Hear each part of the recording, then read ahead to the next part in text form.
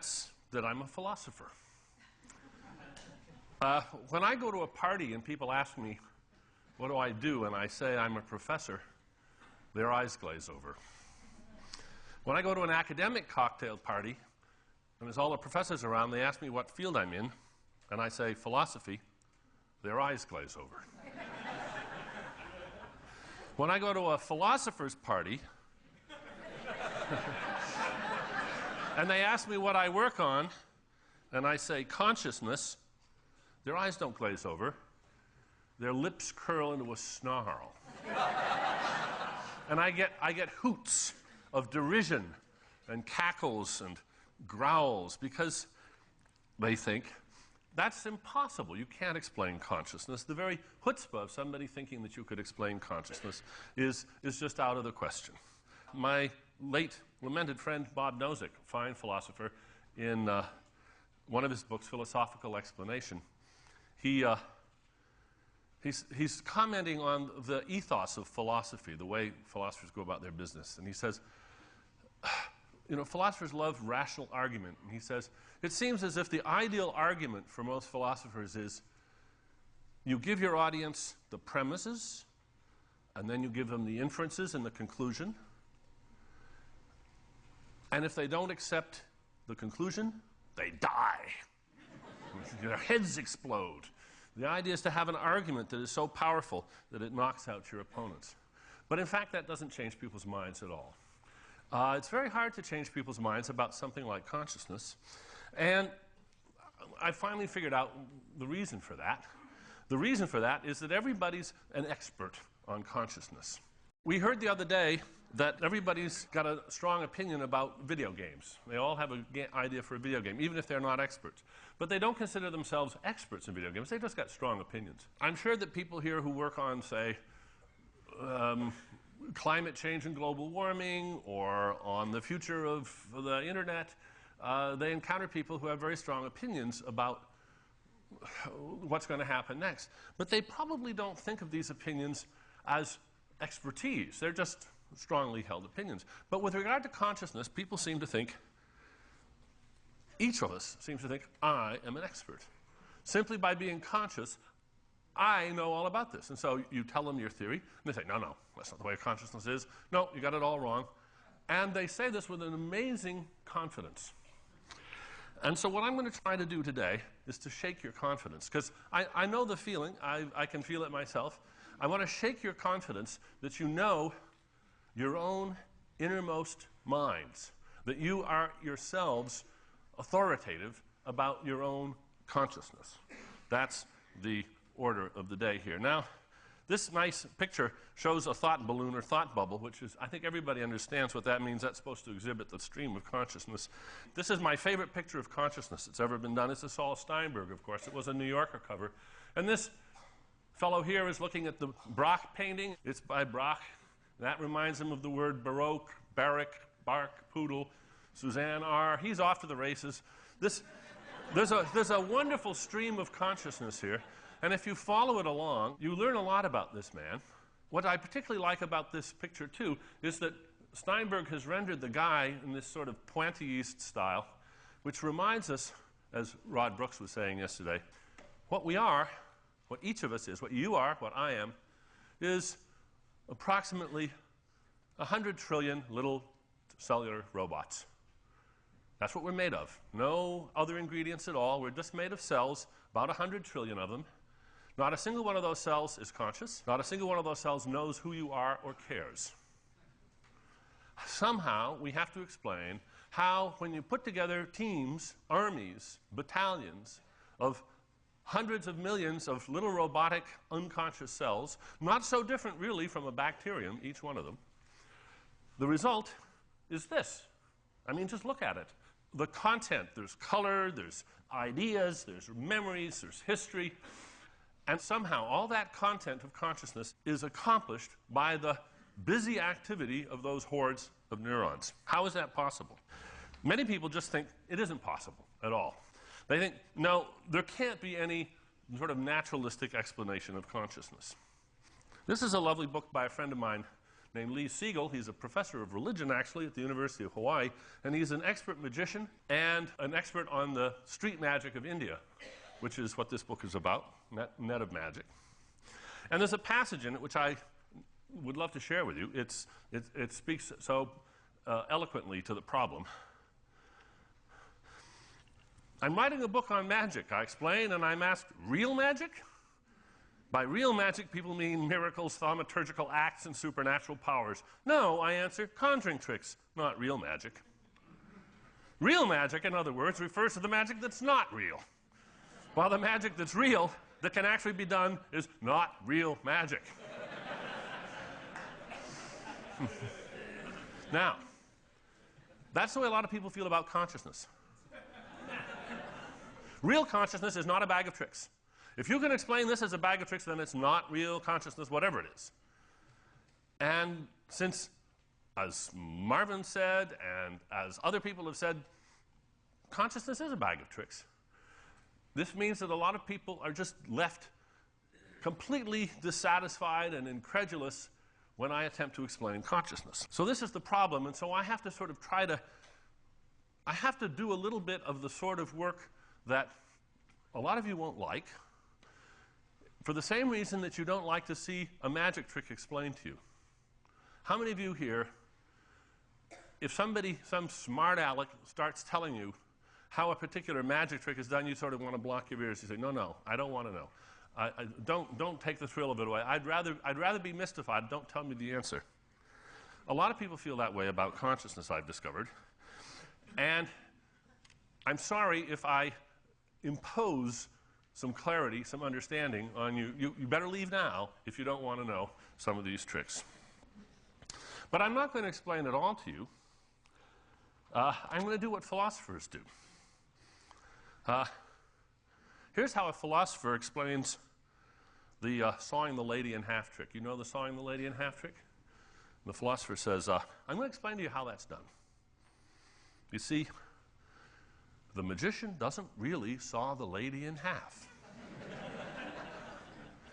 He merely makes you think that he does. And you say, yeah, and how does he do that? He says, oh, that's not my department, I'm sorry.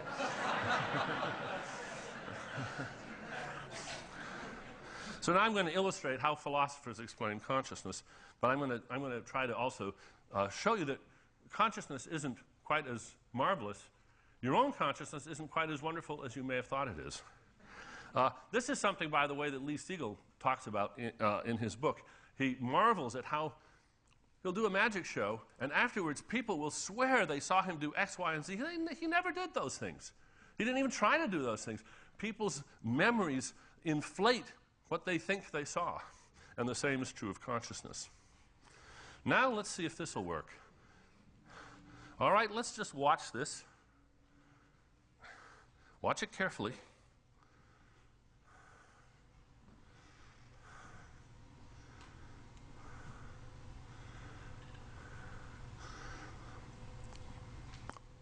I'm working with a young computer animator, documentarian named Nick Deemer, and this is a little demo that he's done for me. Part of a larger project some of you may be interested in. We're looking for a backer. It's a feature-length documentary on consciousness. Okay, now you all saw what changed, right? How many of you noticed that every one of those squares changed color? Every one. I'll just show you by running it again. Even when you know that they're all going to change color, it's very hard to notice. You have to really concentrate to pick up any of the changes at all. Now, this is an example, one of many, of a phenomenon that's now being studied quite a bit. It's one that I predicted in the last page or two of my book, 1991 book, Consciousness Explained, where I said if you did experiments of this sort, you'd find that people were unable to pick up really large changes. I'll show you, if there's time at the end, I'll show you a much more dramatic case.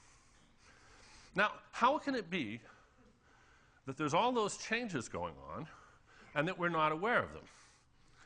Well, earlier today, Jeff Hawkins mentioned the way your eye saccades, the way your eye moves around 3 or 4 times a second. He didn't mention the speed. Your eye is constantly in motion, moving around, looking at eyes, nose, elbows, looking at interesting things in the world. And where your eye isn't looking, you're remarkably impoverished in your vision. That's because the foveal part of your eye, which is the high-resolution part, is only about the size of your thumbnail held at arm's length. That's the detail part. All the rest of your vision, it doesn't seem that way, does it? It doesn't seem that way, but that's the way it is. You're getting in a lot less information than you think. Here's a completely different effect. This is a painting by Bellotto. It's in the museum in North Carolina. Bellotto was a student of Canaletto's. And I love paintings like that. The painting is actually about as big as it is right here. And I love Canaletto's because Canaletto has this fantastic detail, and you can get right up, and really just get right up and see all the details on the painting. And I started across the hall in North Carolina because I thought it was probably a Canaletto and would have all that detail. And I noticed that the bridge there's a lot of people. You can just barely see them walking across the bridge. And I thought as I got closer, I would be able to see all the detail on those people, and see their clothes and so forth. And as I got closer and closer, I actually screamed. I yelled out because when I got close, I found the detail wasn't there at all. It was just little artfully placed blobs of paint. And as I walked towards the picture, I was expecting detail that wasn't there. The artist had very cleverly suggested people and clothes and wagons and all sorts of things, and my brain had taken the suggestion. You're familiar with a more recent technology, which is there. You can get a better view of the blobs. See, they're really, when you get close, they're really just blobs of paint. And you will have seen something like this. So this is the reverse effect.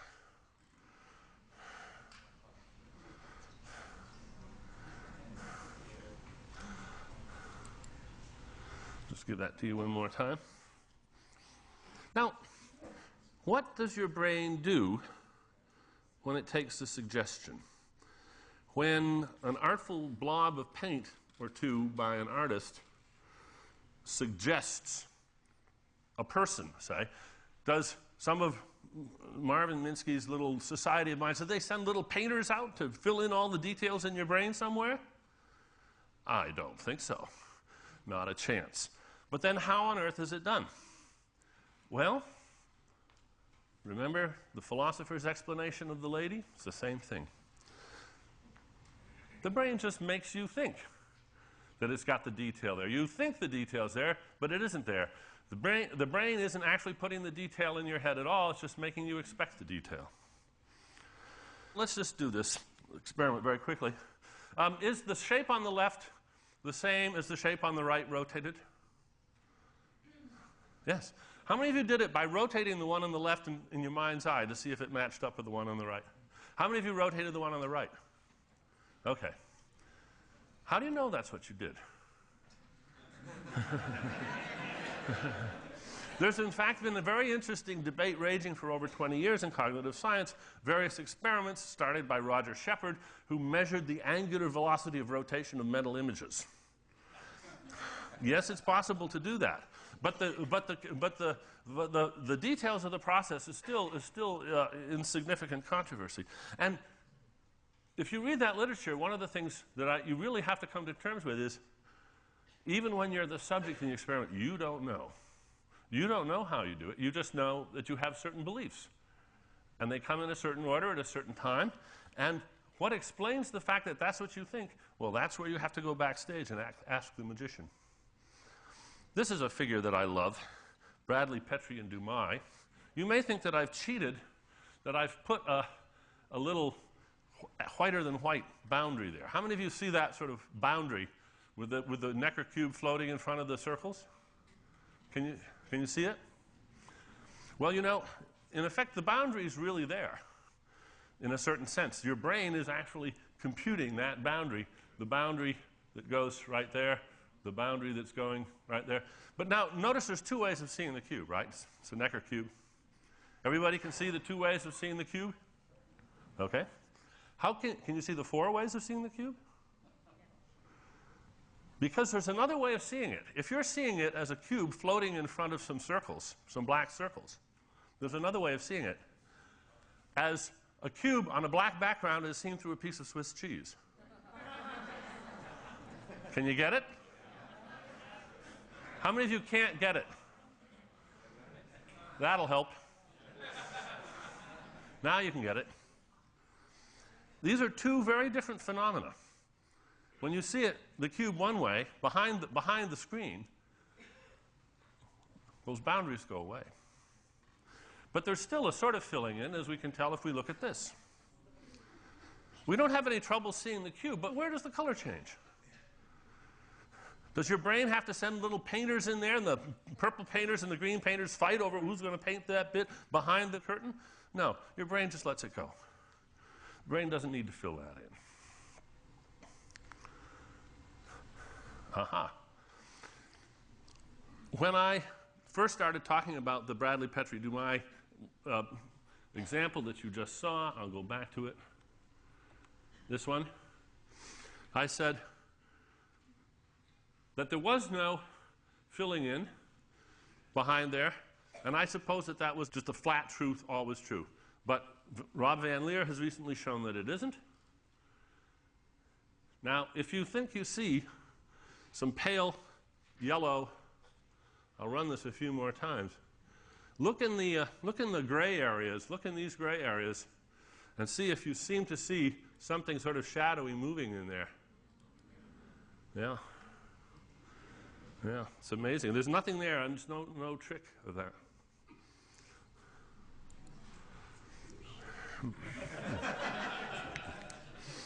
This is Ron Rensink's work, which was in some degree inspired by that suggestion of mine at the end of the book. Let me just pause this for a second, if I can. This is change blindness. What you're going to see is two pictures, one of which is slightly different from the other. As you see here, the red roof and the gray roof. And in between them, there will be a mask, which is just a blank screen, for about a quarter of a second. So you'll see the first picture, then a mask, then the second picture, then a mask. And this will just continue. And your job as the subject is to press the button when you see the change. So, show the original picture for 240 milliseconds. Blank. Show the next picture for 240 milliseconds. Blank. And keep going until the subject presses the button saying, I see the change. So now we're going to be subjects in the experiment. We're going to start easy. Some examples. No trouble there, huh? Can everybody see? All right. And indeed, Rensink's subjects took only a little bit more than a second to press the button.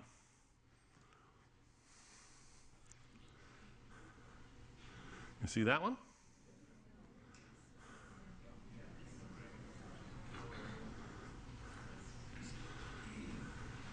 .9 seconds.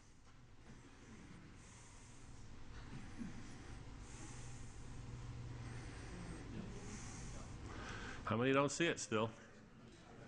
What's on the roof of that barn?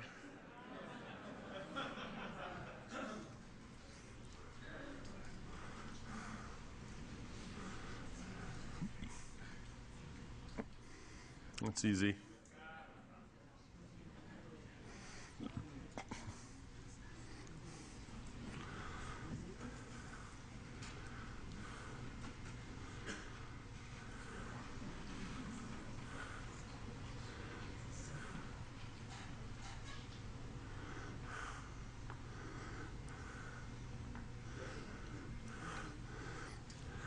Is it a bridge or a dock?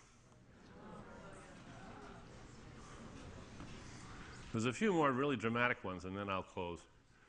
I want you to see a few that are particularly striking. This one because it's so large, and yet it's pretty hard to see. You see it? See the shadows going back and forth? Pretty big.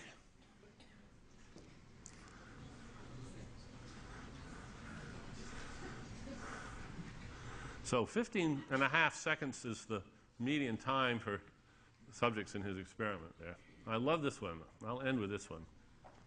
Just because it's such an obvious and important thing. How many still don't see it? How many still don't see it? How many engines on the wing of that Boeing? Right in the middle of the picture. Okay. Thanks very much for your attention. What I wanted to show you is that scientists, using their from the outside third-person methods, can tell you things about your own consciousness that you would never dream of. And that, in fact, you are not the authority on your own consciousness that you think you are. And we're really making a lot of progress on coming up with a theory of mind. Jeff Hawkins this morning was describing his attempt to get theory, and a good big theory, into the neuroscience. And he's right. This is a problem. Harvard Medical School once, I was at a talk, the director of the lab said, in our lab, we have a saying. If you work on one neuron, that's neuroscience. If you work on 2 neurons, that's psychology. We have to have more theory, and it can come as much from the top down. Thank you very much.